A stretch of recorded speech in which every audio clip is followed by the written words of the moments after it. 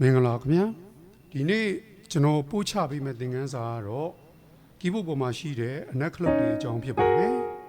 အနက်ခလုတ်တွေကိုဘယ်လိုခေါ်သလဲဆိုတာကိုအခုမှစတင်တဲ့ beginner တွေအတွက်ကျွန်တော်ပြောပြပေးမှာဖြစ်ပါတယ်ခင်ဗျာ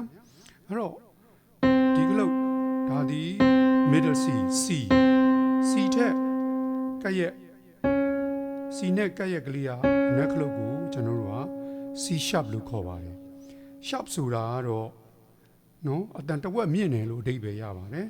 C sharp ဆိုတာ C ထက်ဒီ C sharp ဒီ C ထက်အတန်တဝက်မြင့်တယ်လို့အဓိပ္ပာယ်ရပါတယ်ဒီ C sharp အနက်ခလုတ်ဒီ C ခလုတ်ထက်အတန်တဝက်မြင့်တယ်လို့အဓိပ္ပာယ်ရပါတယ်ဒါက D နက်ခလုတ်ဒီနက်ကရဲ့ခလုတ်ကိုကျွန်တော်တို့က D sharp လို့ခေါ်ပါတယ်အဲ့တော့ D sharp ဒီ D ထက်အတန်တဝက်မြင့်တယ်လို့အဓိပ္ပာယ်ရပါတယ်ဒါ F ဒါဒီ F sharp ဒါ G sharp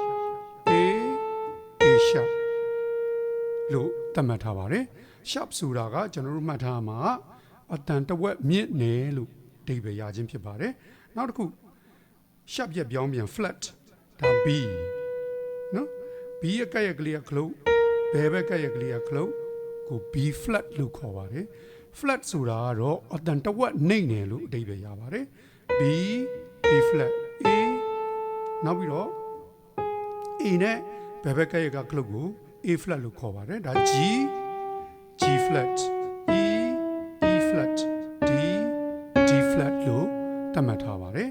အဲ့တော့ကျွန်တော်တို့ပြန်ကြည့်မယ်ဆိုရင် C ကနေကြည့်ရင်ဒီခလုတ်ဒီ C sharp D ကနေကြည့်ရင်ဒါဒီ D flat အဲ့တော့ C sharp နဲ့ D flat ဒီအတူတူပဲဖြစ်ပါတယ်ဒီခလုတ်ကိုကြည့်မယ်ဆိုလို့ရှိရင် D ကနေကြည့်ရင် D sharp E ကနေကြည့်ရင် E flat D sharp နဲ့ E flat ဒီအတူတူပဲဖြစ်ပါတယ်အခုဒီခလုတ်ဒီ F sharp G flat F ကနေကြည့်ရင် F sharp G ကနေကြည့်ရင် G flat ဒီခလုတ်ဒီ G ကနေကြည့်ရင် G sharp A ကနေကြည့်ရင် A flat နော်ဒီခလုတ်ဒီ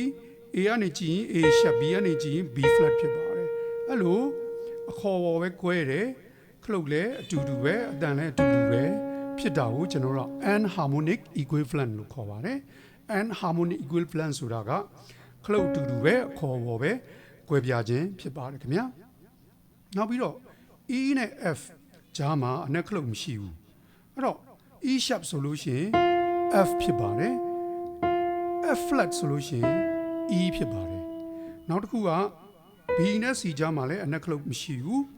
အဲ့တော့ B sharp ဆိုရင် C ဖြစ်ပြီးတော့မှ C flat ဆိုလို့ရှိရင် B ဖြစ်ပါတယ်